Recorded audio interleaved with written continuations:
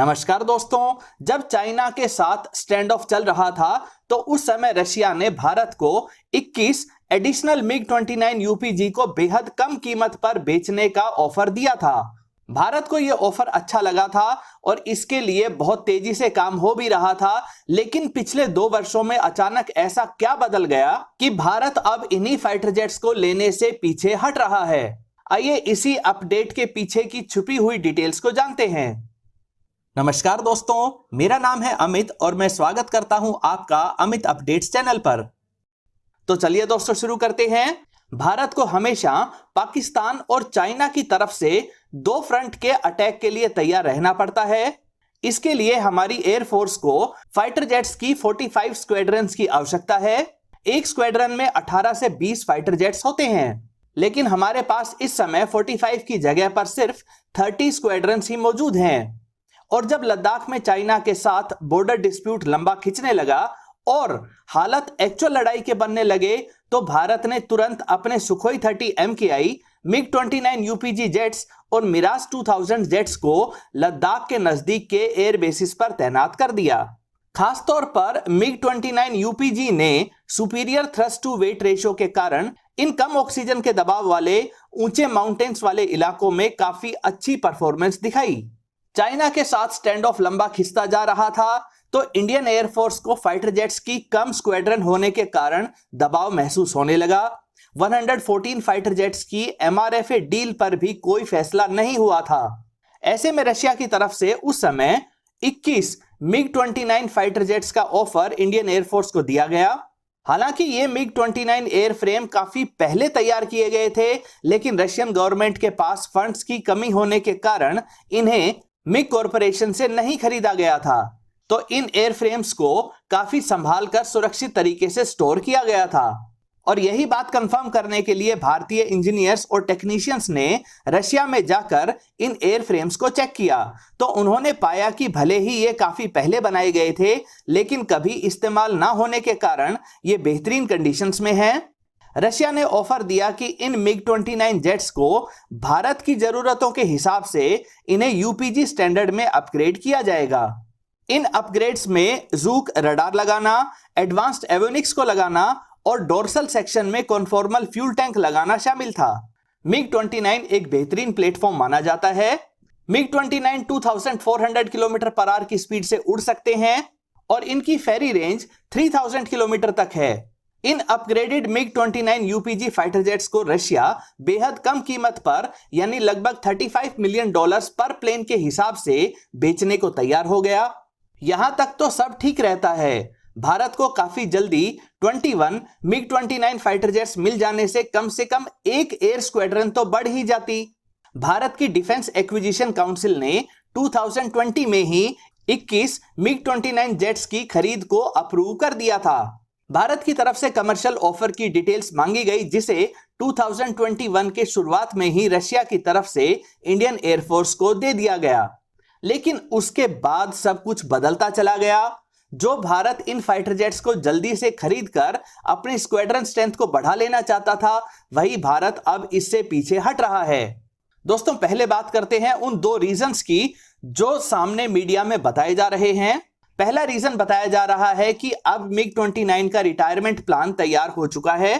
Indian air force की तरफ से बताया गया है कि इस समय हमारे पास जो 60+ यूपीजी स्टैंडर्ड के मिग-29 जेट्स हैं, इनको 2030 के बाद रिटायर करने की प्रोसेस शुरू हो जाएगी और 2035 तक मिग-29 की तीनों स्क्वाड्रन्स को रिटायर कर दिया जाएगा।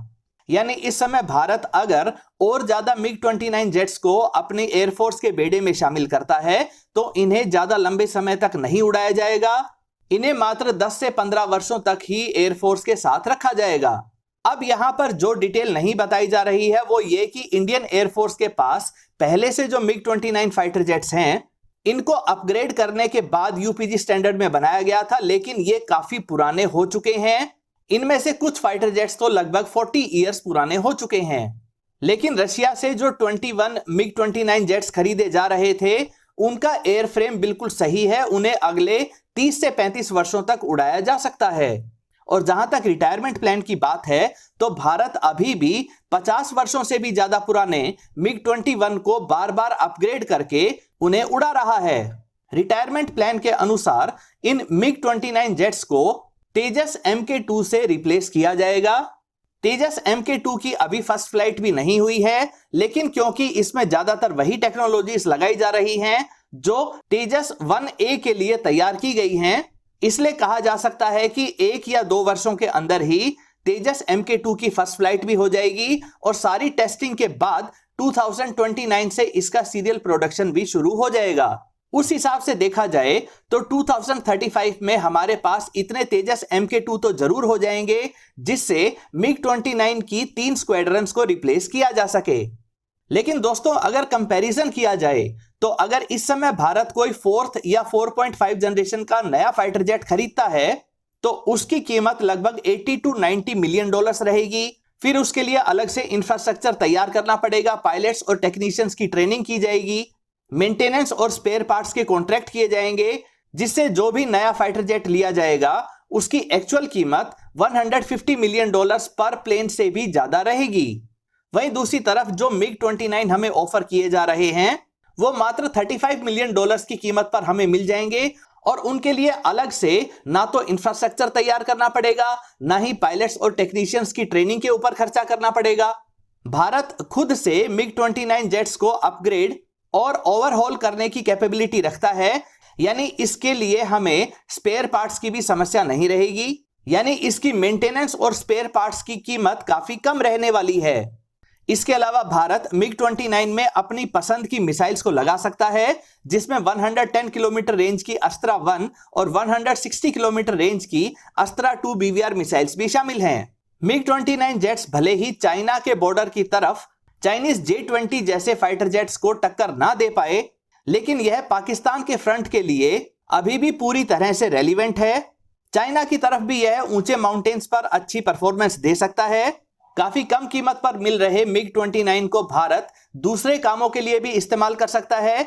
इसमें कावेरी इंजन के नए वेरिएंट्स की टेस्टिंग भी शामिल है। भारत खुद के बनाए गए नए एवियोनिक्स, रडार्स और मिसाइल्स को भी इस पर टेस्ट कर सकता है। और अगर रशिया से अभी ये फाइटर जेट्स लिए जाते हैं और आगे चलकर यानी लगभग 10 वर्षों बाद इनको रेलिवेंट रखने के लिए इनमें फ्यूचर अपग्रेड्स किए जाते हैं, जिनमें पावरफुल इंजन्स, नए जैमर्स और बेहतरीन रडार लगाए जाते हैं, तो उस समय हमें इनमें वो प्रॉब्लम नहीं आएगी जो हमें जैगुआर जेट्स में आ रही है। जैगुआर जेट्स को हम अपग्रेड तो कर रहे हैं, लेकिन इसके इंजन कम पावरफुल होने की वजह से अब जैगुआर जेट्स उतना अच्छे से परफॉर्म नहीं कर पा रहे हैं, ये अंडर पावर्ड हैं। वहीं दूसरी तरफ MiG-29 दो पावरफुल इंजन्स के साथ एक 4th जनरेशन का बेहतरीन प्लेटफॉर्म है और अगर फ्यूचर अपग्रेड्स के कारण इसका वजन थोड़ा बढ़ भी जाता है तो भी इसके पावरफुल इंजन्स इसे अंडर पावर्ड नहीं होने देंगे। भारत का इस समय जो सबसे सस्ता और लाइट वेट कैटेगरी का तेजस 1A फाइटर जेट है, उसकी कीमत भी हमें 43 मिलियन डॉलर्स पर प्लेन पड़ रही है। ऐसे में उससे भी कम कीमत का 2 इंजन वाला ज्यादा पावरफुल जेट हमें मिल रहा है, जिसे हम अपनी जरूरतों के हिसाब से अपग्रेड भी कर सकेंगे। दूसरी जो प्रॉब्लम बताई जा रही है वो पेमेंट से रिलेटेड है। रशिया के ऊपर काफी सारे सैंक्शंस लग चुके हैं, जिसकी वजह से रशिया अपने उपकरणों को डॉलर्स में नहीं बेच पा रहा है और अभी तक रशिया और इंडिया के बीच में ऐसा मैकेनिज्म तैयार नहीं हो पाया है जिसके माध्यम से डॉलर्स को रिप्लेस करके किसी दूसरे तरीके से पेमेंट हो सके। इसी कारण जो S-400A डिफेंस सिस्टम भी भारत रशिया से ले रहा है, उसकी पेमेंट भी समय से नहीं हो पा रही है। लेकिन दोस्तों, अगर हम सस्ते क्रूड ऑयल को रशिया से खरीदने के लिए अलग तरह के पेमेंट मैकेनिज्म को तैयार कर सकते हैं, तो क्या उसी तरीके से हम MiG-29 जेट्स की पेमेंट भी नहीं कर पाएंगे? दोस्तों, अब उन छुपे हुए रीजंस को जानते हैं जिसकी वजह से भारत अब 21 MiG-29 जेट्स को खरीदने से पीछे हट रहा है। इसमें सबसे बड़ा रीजन है चाइना के साथ स्टैंड ऑफ का खत्म हो जाना। अब चाइना के साथ फिलहाल लड़ाई के कोई आसार नहीं है, स्टैंड ऑफ खत्म हो चुका है, तो इमरजेंसी में फाइटर जेट्स को खरीदने जैसी प्रोसेस को भी रोक दिया गया है। यानी अब इंडियन एयरफोर्स ज्यादा दबाव में नहीं है और वापस उसी पुराने तरीके की तरफ जा रही है जिसमें फाइटर जेट्स को खरीदने की स्लो प्रोसेस को फॉलो किया जाता था। इसके अलावा अब इंडियन एयरफोर्स के पास कहीं ज्यादा कैपेबल 36 राफेल फाइटर जेट्स भी आ चुके हैं, जिससे चाइना को टक्कर देना काफी आसान हो गया है। यहां हमें ध्यान रखना चाहिए कि पहले जब भारत को सख्त जरूरत थी तो रशिया को जल्दी से सारी फॉर्मेलिटीज को पूरा करने के लिए कहा गया।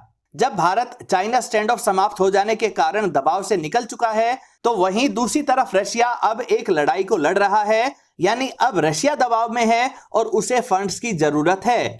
तो अचानक भारत को लगने लग जाता है कि हमें MiG-29 जेट्स को नहीं लेना चाहिए। रशिया के साथ ऐसा व्यवहार एक तरह से गलत संदेश देता है, लेकिन इंटरनेशनल रिलेशंस में हर देश अपना फायदा देखता है। पहले भी कई ऐसे फाइटर जेट्स के सौदे हुए हैं जिनका ज्यादातर खर्चा भारत ने उठाया है, जैसे कि सुखोई 30 MKI की डेवलपमेंट का खर्चा, लेकिन बाद में इन्हीं फाइटर जेट्स के वेरिएंट्स को रशिया चाइना को भी बेच देता है, जिससे रशियन फाइटर जेट्स को लेकर चाइना की तरफ हमें कोई एज नहीं मिल पाता है। रशिया चाइना को अपने बेहद कैपेबल सुखोई 35 भी बेच चुका है, और MiG-29 जेट्स को नहीं लेने के पीछे एक कारण यह भी हो सकता है कि इस समय रशिया और चाइना के बीच बेहद गहरी दोस्ती है और यही बात भारत को पसंद नहीं आ रही है। भारत MiG-29 को लेने से पीछे क्यों हट रहा है, इसका एक बड़ा और असली कारण है अमेरिका के काटसा एक्ट के कारण भारत पर इकोनॉमिक सैंक्शंस लगाए जा सकते हैं, और खुद अमेरिकी अधिकारियों ने लगभग 1 वर्ष पहले ही 21 MiG-29 फाइटर जेट्स की डील कैंसिल होने का दावा कर दिया था। और वैसे भी इस समय रशिया को लेकर अमेरिकी और यूरोपियन देशों की मीडिया ने जो नेगेटिव माहौल बनाया हुआ है, ऐसे में भारत रशिया से फाइटर जेट्स खरीदकर रशिया को फंड्स पहुंचाने का परसेप्शन नहीं बनाना चाहेगा। लेकिन यहां फिर से वही ध्यान देने वाली बात है कि जब रशिया से सस्ता क्रूड ऑयल खरीदने की बात होती है तो भारत किसी अमेरिकी सैंक्शंस की परवाह नहीं करता है। दोस्तों, इसके अलावा MiG-29 जेट्स की डील से पीछे हटने की एक और बड़ी वजह है डॉलर एक्सचेंज रेट। जब 2020 में भारत इस डील को फाइनल करना चाहता था, तब हमें इसके लिए लगभग $900 मिलियन देने थे। उस समय $1 की इंडियन करेंसी में कीमत लगभग 75 रुपीस थी। तो उस हिसाब से देखा जाए तो हमें लगभग 6,750 करोड़ रुपए रशिया को देने थे। लेकिन अब इंडियन करेंसी की वैल्यू थोड़ी कम हो चुकी है, अब हमें $1 के लिए लगभग 82 रुपीस देने पड़ रहे हैं। तो इस हिसाब से अब हमें 7,400 करोड़ रुपए देने पड़ेंगे, जो पहले दिए जाने वाली पेमेंट से कहीं ज्यादा है। वहीं दूसरी तरफ रशिया की बात करें तो पहले उन्हें अमेरिकी डॉलर्स चाहिए थे, लेकिन अब वो अपनी करेंसी को ज्यादा प्रमोट कर रहे हैं। कुछ समय पहले जहां एक अमेरिकी डॉलर के मुकाबले रूबल की कीमत काफी कम थी, यानी एक अमेरिकी डॉलर के लिए 89 रूबल्स देने पड़ रहे थे, तो वहीं अब कुछ आर्टिफिशियल ऐसे कारण बनाए गए हैं जिसकी वजह से रूबल की वैल्यू बढ़ गई है। अब एक अमेरिकी डॉलर के लिए 75 रूबल्स ही देने होते हैं। तो इस हिसाब से पहले जहां रशिया को 8,000 करोड़ रूबल्स मिलने वाले थे, तो अब उन्हें नए एक्सचेंज रेट के हिसाब से 6,750 करोड़ रूबल्स ही मिलेंगे। और क्योंकि रशिया अब रूबल्स को ज्यादा प्रमोट कर रहा है और उन्हें कम रूबल्स मिलेंगे, तो उन्हें भी ये बात पसंद नहीं आएगी और अब वो MiG-29 की उस कीमत को बढ़ाना चाहेंगे जो पहले रशिया ने भारत को ऑफर की थी। तो MiG-29 की कीमत की वजह से जो दोनों देशों पर दबाव आ रहा है और जिसकी वजह से अब इन पुराने एयरफ्रेम वाले MiG-29 की कीमत $45 मिलियन तक भी बढ़ सकती है, तो ऐसे में भारतीय एयरफोर्स इस डील से पीछे हट रही है। दोस्तों, ये थे कुछ वो कारण जो हमें मीडिया में बताए गए हैं और कुछ वो डिटेल्स जो अभी तक छुपाई जा रही थी। दोस्तों, आपकी राय में क्या इंडियन एयरफोर्स को फाइटर जेट्स की स्क्वाड्रन स्ट्रेंथ बनाए रखने के लिए रशिया से MiG-29 जेट्स को खरीदना चाहिए, या अब भारत इतनी जल्दबाजी में नहीं है और भारत को उन सारे फंड्स को तेजस फाइटर जेट के डेवलपमेंट और उनको तेजी से बनाने में ही इस्तेमाल करना चाहिए? अपनी राय कमेंट सेक्शन में जरूर रखें। दोस्तों, उम्मीद करता हूं ये वीडियो आपको पसंद आई होगी। अगर ये वीडियो आपको अच्छी लगे तो इसे लाइक करिए, दोस्तों के साथ शेयर करिए और चैनल को सब्सक्राइब करना ना भूलें। नमस्कार।